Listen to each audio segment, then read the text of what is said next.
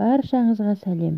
Бүгін 20 жыл бұрын бельгиялық отбасы асырап алған қазақ баласы Жәнібектің туған күні. Ол 2002 жылдың 17 қаңтар күні Арқалық қаласында дүниеге келген.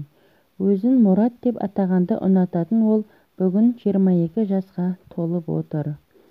Жәнібектің төл мерекесіне орай «Бармысың бауырым» хабарының редакциясы құттықтап тілек білдірді. Жәнібек, туған күніңмен, бауырым, бақытты бол, арман мақсатың орындалсын, мұратыңа жет, біз сені жақсы көреміз, деп құттықтады «Бармысың бауырым» хабарының редакторы Әсел Асқарқызы. Еске салайық, Жәнібек желтоқсан айында туған анасын іздеп Қазақстанға келген еді. Бұл туралы Отандастар қорының вице-президенті қызметін атқарған Олжас Беркінбаев желідегі парақшасында жариялап, ел халқынан Жәнібектің ата-анасын тауып беруге қолғабыс жасауды сұраған болатын. Оның оқиғасына «Бармысың бауырым» хабары редакциясы білек түре атсалысып жатыр.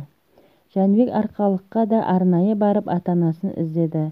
Қазіргі таңда Жәнібектің әкесі, анасы болуы мүмкін азаматтар ДНК сараптамасын тапсырып жатыр. Ал хабар редакциясы жақында ғана бұл жайтқа қатысты қылмыстық іс қозғалғанын мәлімдеді.